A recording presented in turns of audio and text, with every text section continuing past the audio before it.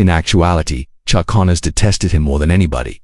The birth of Chuck Connors. Kevin Joseph Connors, Chuck, April 10, 1921, in New York's Brooklyn to Irish immigrant parents. Connors was raised in working-class people during the Great Depression.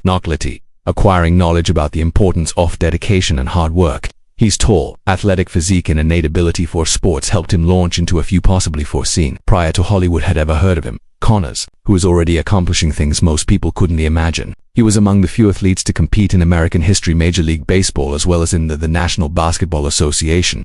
During his sporting career, he played for basketball team, the Boston Celtics, and the baseball Chicago Cubs. Evidence of his aptitude, self-control, and adaptability. But it was in the realm of things Chuck Connors would enter the stage widely becoming well-known. Making the switch from athletics to acting in Connors introduced the early 1950s to the screen a special combination of tough warmth and a sense of masculinity. His square jawline, tall 6 feet 6 inches frame, his sharp eyes immediately made him identifiable, yet his charisma genuineness that maintained listeners' interest captivated. His most famous role was in 1958. He played Lucas McCain in The Rifleman, a television western. The 5-year run of this series prosperous seasons up till 1963, which included Connors, a rancher who was widowed and raising his Johnny Crawford's character as a young son in North Fork, a frontier town. McCain was portrayed by Connors as a man who united moral rectitude, paternal passion and skillful shooting, struck an emotional connection with millions of viewers, and The Rifleman rose to fame as a classic. In addition to his trademark role, Connors had a successful career in both movies as well as television. He made film appearances like 1957's Old Yeller. He still performed the harsh role. Kind father in the endearing the 1973 Disney masterpiece Soylent Green, a provocative dystopian thriller, and the 1982 follow-up Airplane 2, where he displayed a more humorous side. Additionally appeared as a guest star in a number of TV shows showcasing his skills to switch between genres, with ease ranging from comedies and dramas to westerns, and action is evident. Chuck Connors was awarded and nominated for an Emmy for his strong and noteworthy part in The Revolutionary Roots, a 1977 television miniseries. The miniseries was a groundbreaking creation in history of American television, narrating spanning several generations of the struggle of an African-American family from freedom from slavery. Connors performed in the Captain Davies's persona in Thesis, which gave him the opportunity to exhibit his striking versatility beyond the rough, stoic sportsman or western. He was frequently linked to certain characters. His work was acknowledged by the High, received an Emmy from the Television Academy nomination, a distinction that brought attention to his acting prowess and adaptability that represented an important turning point in his lengthy career. The proposal ignited Connors' capacity to interact with audiences not just by actual presence, but via emotion, stiff and intricate character development, adding to the praise from critics and influence of Roots on culture. Beyond the Roots, Chuck Connors was a well-known TV star spanning numerous well-known anthologies as well as drama programs that highlighted his versatility in terms of formats and genres. He made one of his first TV appearances on one prominent show is the Loretta Young Show. Anthology shows presented by the renowned Loretta Young, an actress. The performance was renowned for its superior standalone events with moral and emotional tales, providing Connors with chances to adopt a variety of personas and perform with some of the best of the time actors. His involvement with this make him a trustworthy and captivating TV personality throughout the TV's golden age.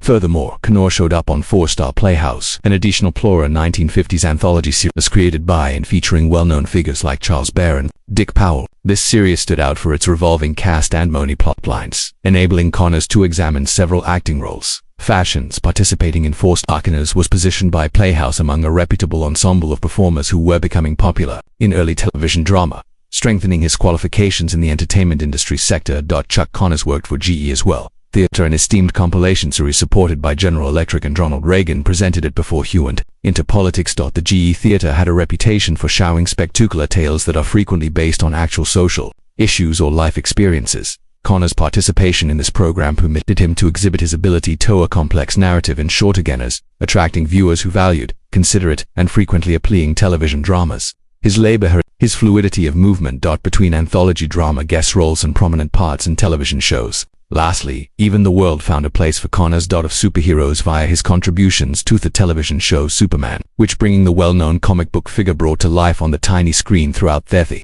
1950s, even though this was different from his more conventional roles in sports in the West. His appearance on Superman brought attention to his range and readiness to accept a variety of genres of television. Participating in such a show with cultural significance added to his widespread popularity and presented him with younger viewers who enjoyed fantasy and adventure television shows. All through Chuck Connor's career on television showed exceptional adaptability by participating in a range of performances across monotypes and styles. From historical plays to anthology soufas and even mini-series journeys, his body of work demonstrated an actor committed to his work, enthusiastic to push oneself and be able to making an impression that lasts in every part that he played. Chuck Connors was regarded off-screen as incredibly charming, giving and commitment to his supporters. He was truly thankful to everyone who provided support this job, frequently making time to them get their signatures and participate in sincere discussions. The enduring friendships he has with his co-stars and co-workers were an expression of his warmth and devotion. Additionally, Connors was renowned for his charitable nature, regularly taking part in charitable activities causes and events near and dear to his heart. The private life of Chuck Connors was as exciting as his professional life, indicated by 3. Each marriage has its own distinct narrative and collection of recollections. His initial Elizabeth Jane Riddell was the wife, Connors, an association that started in a quaintly American style. The two got to know each other when Connor was playing baseball in through to the late 1940s, when he was still juggling his desire to be an athlete with Worley in his career as an actor. Their romance flourished in the midst of thrill of the baseball field, where Thebet's crack and the cheer of Thodians served as the background for their expanding love. 1st of October 1948, after exchanging vows, the couple started what would turn out to be an important chapter in the life of Connor. Together, they raised 4 sons, Jeffrey, Michael, Kevin and Stephen, adding a feeling of stability of the family throughout the years when Connors was moving away from professional sports for the unpredictable Hollywood industry. While the eventually marriage would end, it was at the moment when Connors enjoyed the pleasures and difficulties of renting, and his kids continued to be a significant aspect of his life. Connors in 1963, a second marriage occurred. He co-starred with Indian B a year later. Kamala Devi, a Western actress, was born. Drunamo, an adventure movie. That their on-screen relationship in that film appeared to permeate everyday life, resulting in a love story that captivated Thethi media's notice. Kamala Devi was not merely a passing she continued to accompany Connors in a number of his subsequent endeavors, such as the TV show Branded, the television film adventure series, and Broken Saber, a cowboy in Africa. The two turned into a bit of a Hollywood team at Thistam, combining their professional purpose with their For several years, they had a marriage that managed the responsibilities of medables for television production, public appearances and location shots. But in spite of their joint projects with respect for one another, the partnership ended in 1973, as their divorce signifies the end of a pivotal period in Connor's life, off the screen as well as on. The third and last marriage of Connor started in 1977, yet its origins were planted few years prior to the 1973 science fiction film's production trade in Soylent Green. On the set, actress Faith Quabius, whom Connors met, was included in the ensemble cast with Lee Taylor Young and Charlton H. There, the first meeting developed into a more intimate relations during the ensuing years, resulting in marriage in the end. Faith provided a new perspective on friendship into the life of Connor, and it seemed for a while that this union could offer the long-term. Had been looking for stability, but like his prior unions, this one as well had its own difficulties. By 1979, 2 years after their marriage, the pair agreed to split up, completing the separation. Despite being short-lived, their marriage occurred during a time when Connors was with a solid reputation as a television star, yet continuing to look for lasting content in his private life. When I entered the life of Chuck Connors, a man renowned for his commanding presence both during and outside its screen, a large number of individuals he could stay in Hollywood or go, who was self-assured, aggressive, and he exuded the confidence of someone who, having previously participated in professional sports, entering the world of acting. However, out of all the directors, actors, and business people he encountered, there was one individual who appeared to irritate him more than everybody. Belts Peak, Gregory. The catalyst for this hostility was as the Biddick Country was being made in 1958, William Wyler's sweeping in charge of Western epic. On paper, for a young actor like him, a movie was a dream. Connors, it included an A-list cast, Charlton H., Gene Simmons, Gregory Peck, and Burl Ives, and assured many to action,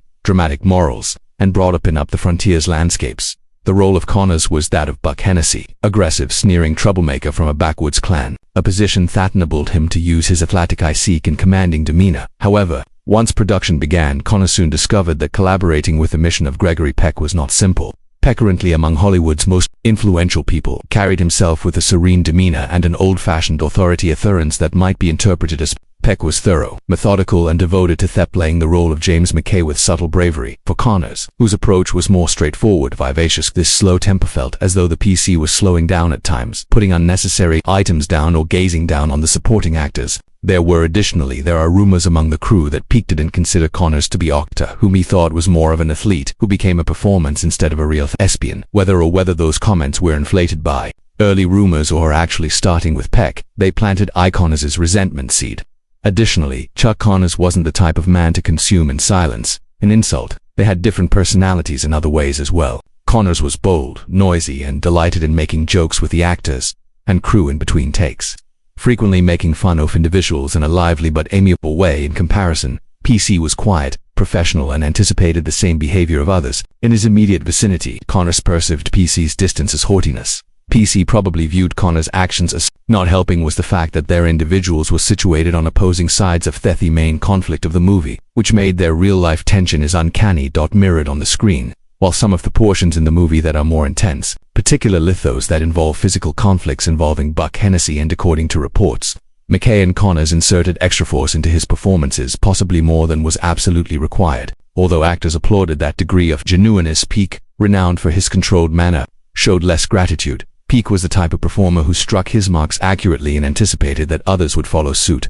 Connors was the type of person who liked pushing the envelope to see what he was able to escape punishment by the time after filming was finished. Connors had created a strong dislike for Peck that extended beyond typical annoyance at work. Later interviews and discussions with Connors' buddies didn't hold back when inquired about killing a Mockingbird. Although he was too businesslike to make a spectacle in public while it's being produced, according to people who knew him. Well, Peck was privately referred to as the most stupidest dude I've ever encountered in Hollywood, and acknowledged that he genuinely detested him more than anybody he had collaborated with. Paradoxically, The Big Country became a timeless song, and other reviewers commended Connors' portrayal as one of the movie's highlights, his unvarnished, unadulterated serving as the ideal counterbalance to Peck's calm, honorable hero. The string between the two men was authentic, yet it resulted in some of the most striking scenes on film. If anything, the conflict unintentionally enhanced the authenticity of the film. For however, Chuck Connors did not wipe the experience, left a sour taste behind.